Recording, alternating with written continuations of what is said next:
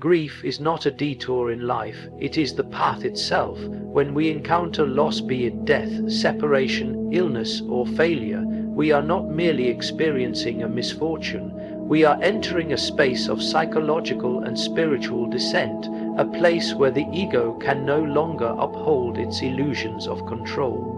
Many attempt to bypass this descent by distraction, denial, or surface-level comfort, but grief, if resisted, only deepens its hold in the unconscious.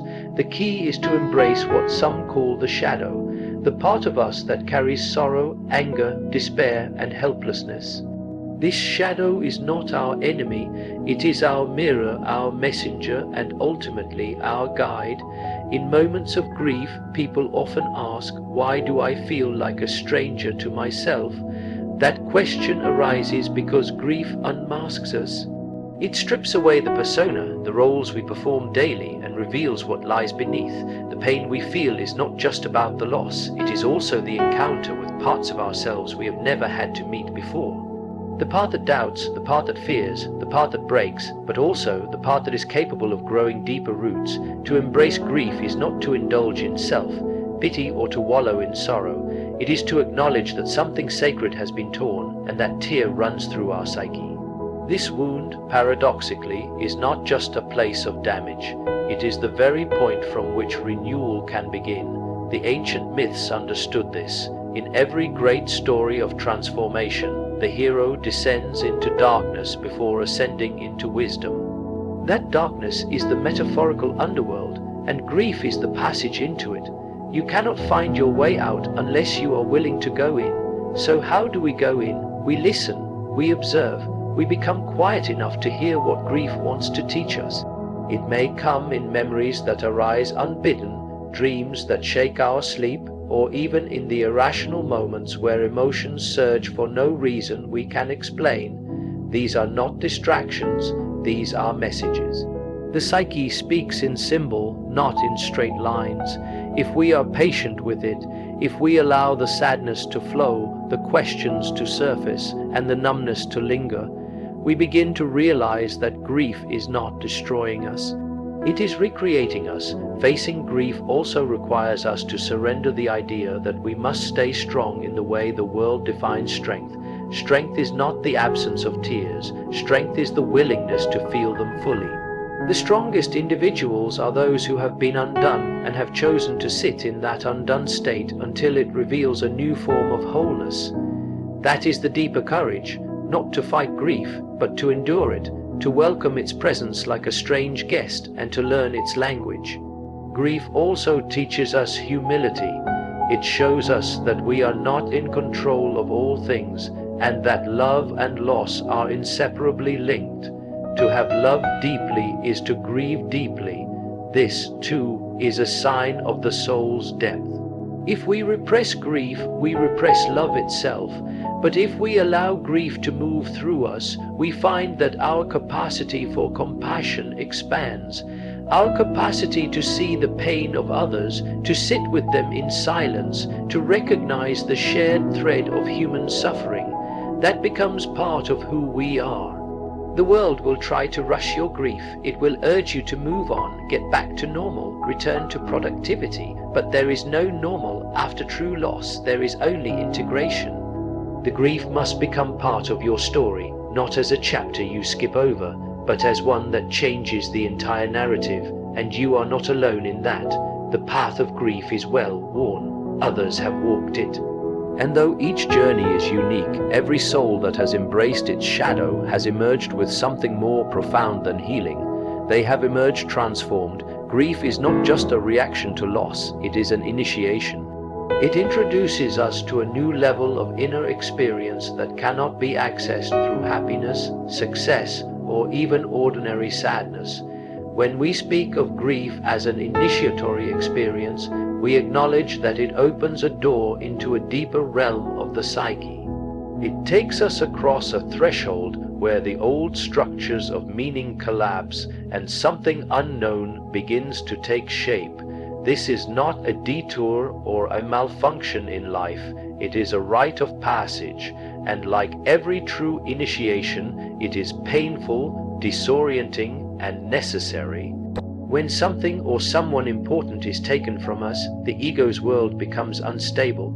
The familiar stories we told ourselves about who we are, what the world means, and how things ought to go begin to unravel. This unraveling is frightening because we are left without clear answers or a sense of solid ground. But this breakdown of our mental framework is not the end. It is the beginning of something much deeper. In the ancient traditions, initiates were taken into darkness, not to be punished, but to be transformed. Grief serves the same function. It strips away our illusions and confronts us with life's most fundamental realities: mortality, impermanence, and the mystery of existence. Many people resist this process. They want to rush through grief, to bypass it, to return quickly to the life they had before. But the deeper self knows that something must change. That deeper self is not satisfied with surface-level healing or shallow reassurances. It requires real transformation, and grief is the fire that makes this possible. It burns away the false layers of identity, the distractions, the expectations we once clung to. In their place, it begins to forge something new, something more authentic, more integrated, and more grounded in truth. To allow grief to initiate you is to let yourself fall without resistance. It is to trust that this descent into sorrow is not the end of your story, but a vital chapter in your unfolding. Just as the seasons must shift, so must our inner life. Grief marks the winter of the soul. It is cold, quiet, barren, and yet beneath that frozen ground the roots grow deeper. The surface may appear still, but profound work is happening within. This initiation is not about forgetting what was lost. It is about redefining what it means to live without it. It calls us to create a new relationship with the loss, not by erasing it, but by making it a part of our inner architecture. When someone we love dies, or when something we relied on is taken from us, the world does not return to normal. Instead, it becomes something different, and that difference is part of our becoming. There is a sacredness to this process. Those who have allowed grief to initiate them carry a different presence. They move through the world with gentleness and depth. They do not speak in platitudes. They understand suffering, not as an abstract concept, but as a lived reality, and because of that, they are able to hold space for others. They have become vessels for compassion, not through denial of pain, but through full participation in it. In the face of loss, you are being invited not to remain broken, but to become someone who knows how to live on new terms. This is not easy. It requires time, silence, solitude, and above all, courage. You are being called into the deeper waters of life, where meaning is not found in external achievements, but in the quiet strength that comes from having faced the darkest night of the soul and chosen to continue. Grief initiates us into wisdom. It teaches us to listen to the silence between the words, to notice the beauty in imperfection, and to cherish the moments we once overlooked. It reminds us that every ending holds within it the seed of something new. And though we do not choose grief, we can choose to meet it with honesty and reverence. In doing so, we do not just survive, we are reborn. Grief opens a doorway between the conscious and unconscious realms of the psyche, and it is through this doorway that dreams and symbols begin to speak more loudly. In the ordinary rhythm of life, we often overlook the messages of our inner world. But in grief, when the outer structure of our life has been shaken or broken, the inner world rises to the surface with urgency. Symbols become alive, dreams become intense, images from the deep begin to communicate truths that cannot be spoken in logic or linear thought. This is not coincidence. It is the natural movement of the soul seeking to guide you through the darkness using its own language. During grief, many people report vivid dreams, some filled with sorrow, others with strange beauty. These are not random mental leftovers. They are expressions of the unconscious, sending messages to help us process loss, find meaning, and reassemble the pieces of the self. Perhaps you dream of a house collapsing, or an ocean rising, or a loved one speaking from beyond the veil. These images are not just grief manifesting, they are the soul revealing its inner landscape. The dream is a ritual, a secret theater of mourning and transformation. It does not always make sense to the logical mind, but it carries emotional and spiritual weight that must be honored. Symbols in waking life can also take on new depth. A song may echo with piercing relevance, a bird may appear in a moment of deep sorrow, a certain place may hold a haunting presence. These are not distractions. These are guideposts. The psyche, in its vast wisdom, often chooses imagery to carry what words cannot hold. Grief is not only an emotional wound, it is a spiritual passage, and symbols are the signs left on the trail to help us move forward when we feel lost. The mistake many make is to dismiss these signs and dreams as meaningless, but to do so is to cut ourselves off from the healing process. The unconscious is not passive in grief, it actively participates, offering visions, stories, metaphors, and myths that carry us through the unthinkable. If we pay attention, we begin to notice a rhythm emerging, a dance between pain and meaning, between the known and the unknown. It is not about making sense of everything, it is about allowing a new kind of sense to emerge, one that is felt more than understood. In ancient cultures, dreams were central to mourning. They were seen as visitations, instructions, or sacred visions that offered comfort and direction. We have lost much of that reverence in the modern world, but grief brings it back. When you lose someone or something precious, your soul begins to speak in archetypes. You might dream of death, but you might also dream of rebirth. You might see a door closing and another quietly opening. You might experience symbols of transformation, fire, water, descent, ascent. All of these are invitations to go deeper, to move beyond the surface of grief and into its sacred mystery. Listening to dreams and symbols does not mean forcing interpretation. It means holding space for what arises. It means journaling what you remember, sitting quietly with the images and asking, not with desperation, but with humility, what they are here to teach. This act alone is healing because it re-establishes trust between your conscious self and your deeper soul. It says, I am listening, I am willing, I will not rush through this. I will walk through it with my eyes open. This approach doesn't erase the pain, but it adds meaning to the pain, and meaning is what transforms suffering into strength. When you feel something stirring in your dreams, when a symbol follows you in waking life, when a strange pattern repeats itself, consider that you are being guided, not by reason, but by something older and wiser than reason. You are being shown the path forward, not with a map, but with living signs that ask you to walk with faith and attention. In this symbolic landscape, grief becomes more than absence.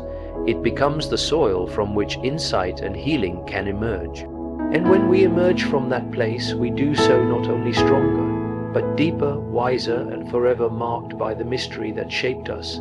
There is a kind of silence that only grief can teach. It is not the silence of absence, nor the silence of mere stillness. It is the silence of transformation. When we experience loss, whether it be the death of a loved one, the end of a relationship, or a great shift in the story of our life, we are invited into a deeper solitude. This solitude is not loneliness, though it may resemble it at first. It is a sacred space where the noise of the world fades and the inner voice of the soul becomes clearer. In this silence, we begin to meet ourselves in ways we never could when life was full of noise, distraction, and momentum. Grief slows us down. It brings us into moments where time feels suspended, and in those moments we are forced to reckon with the questions we often avoid.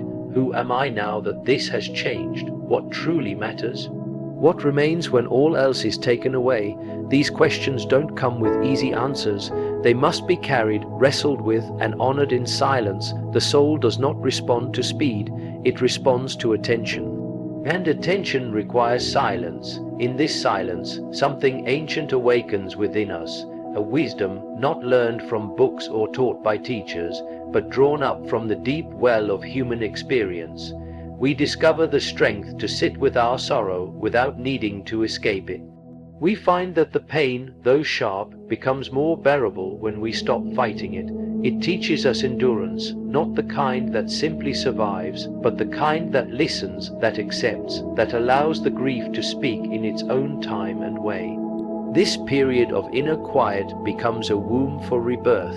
Like the seed that falls into the soil, we too are buried for a time, but in that dark and quiet place something is happening. Roots begin to take hold. A new identity begins to form, not imposed from the outside, but shaped from within. The person we are becoming cannot be rushed into existence. Like all meaningful growth, it must be incubated in silence.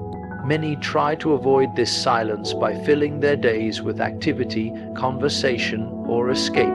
But grief, if it is to heal us, will eventually call us back to ourselves.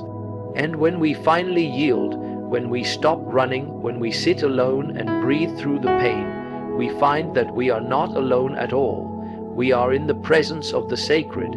There is a divine stillness that surrounds those who suffer and seek to heal. And in that stillness, we are met by a peace that surpasses understanding. It does not erase the loss, but it begins to hold it. Silence also teaches us humility. It shows us that we do not have all the answers, that life is not a problem to be solved, but a mystery to be lived. It reminds us that suffering is part of the human condition, and that our grief connects us to every soul who has ever loved and lost. In the silence of our mourning, we touch the eternal. We feel our smallness, but also our belonging to something greater than ourselves.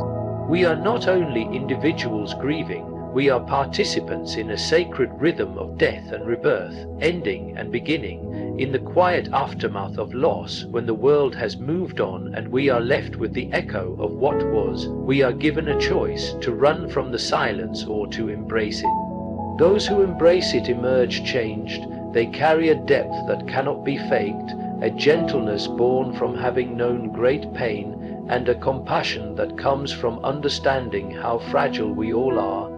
It is in the silence that healing begins, not through forgetting, but through integration.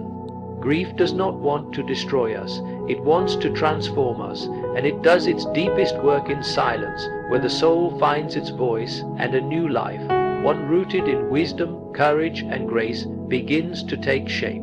Grief brings with it the temptation to shut down emotionally, to withdraw completely from the world, and to seal off the heart in order to protect it from further pain. But the paradox of healing is that true recovery demands vulnerability.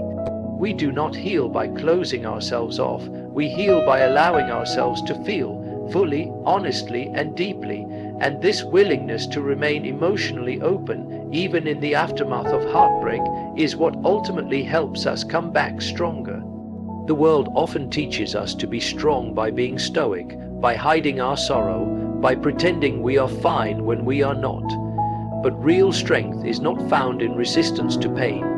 It is found in the courage to let pain move through us without letting it define us.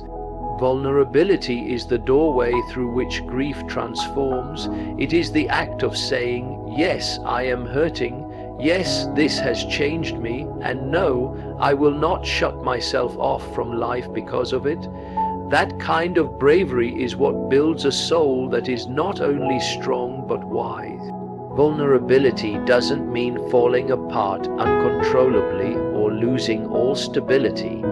It means choosing to remain soft-hearted in a world that wounds.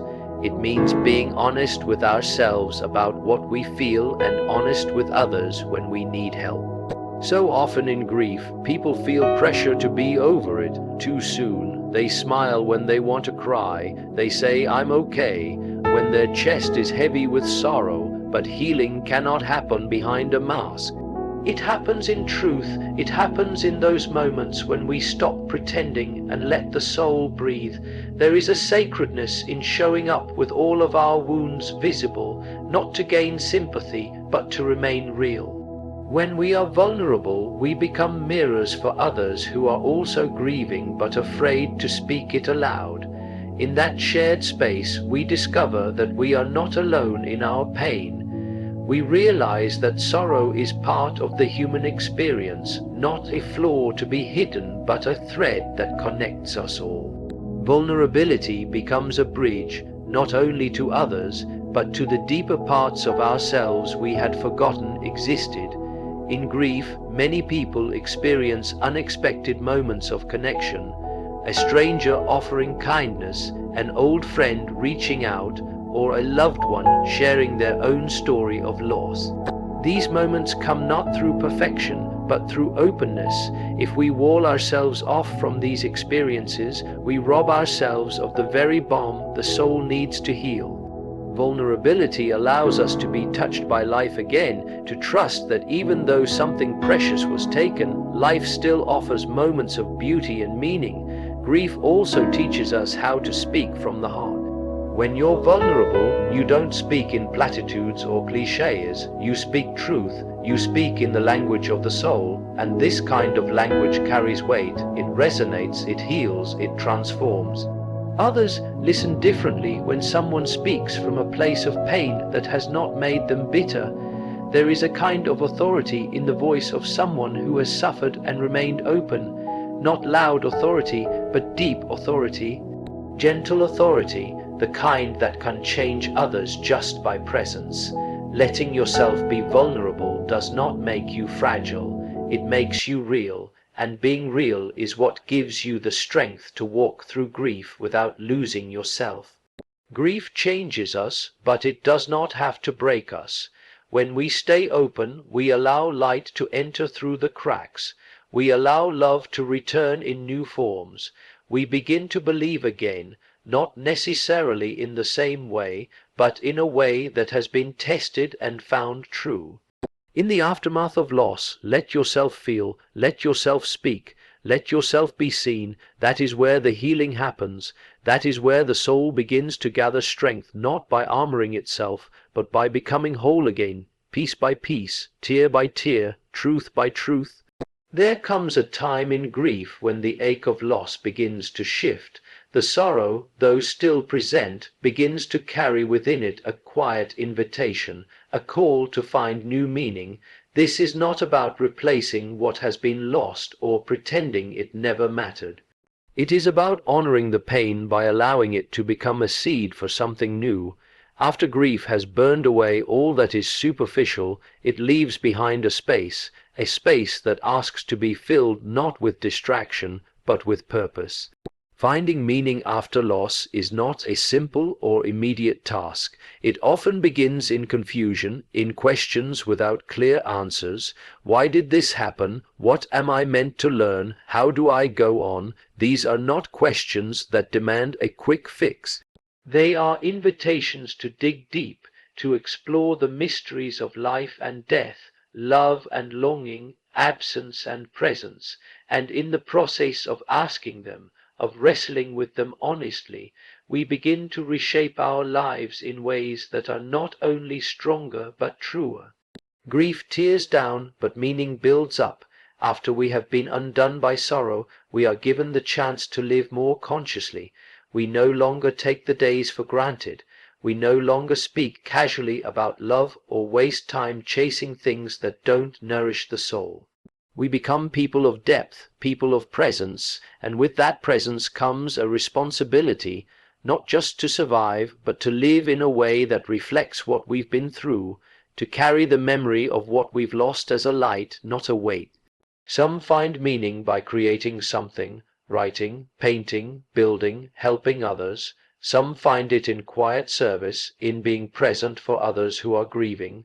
Some find it in faith, in nature, in relationships renewed or healed. There is no single path to meaning. What matters is that we don't let grief have the final word, that we allow it to deepen us, to make us more awake, more tender, more aligned with what truly matters. The gift of meaning is that it transforms suffering. Pain without purpose feels like torment, but pain that leads to insight, growth, compassion, that kind of pain becomes holy. It becomes sacred ground. We look back one day, not thankful for the loss, but grateful for what grew out of it. We see that we are not the same, and that this new version of us, shaped by sorrow but committed to life, has something powerful to offer the world. Grief often clears away illusions. It shows us who we are and what we love. It strips us of pretenses, and in that stripped-down state we are closest to our true essence. From there we can build again. Not a return to who we were, but a step toward who we are becoming. This rebuilding is slow. It does not happen in leaps. It happens in moments. Moments when we choose hope instead of despair, love instead of fear, meaning instead of numbness. To come back stronger after grief is not to come back as if nothing happened. It is to come back wiser. It is to rise with a gentler heart, a clearer mind, and a deeper soul. It is to become someone who knows loss and still believes in life. Someone who has walked through the valley and found that the valley itself was part of the journey, not the end, but a passage. When we embrace the idea that grief can be meaningful, we are no longer victims of our pain. We become co-creators of our healing. We begin to shape the next chapter of our story with intention, and that story, though marked by sorrow, becomes a testimony, not just of what we lost, but of what we found in the losing. A greater strength, a deeper love, a truer self. Let grief break you open, not down. Let it open your heart to new meaning, your mind to new truths, and your spirit to the quiet resilience that has always lived within you, waiting for this very moment to be revealed.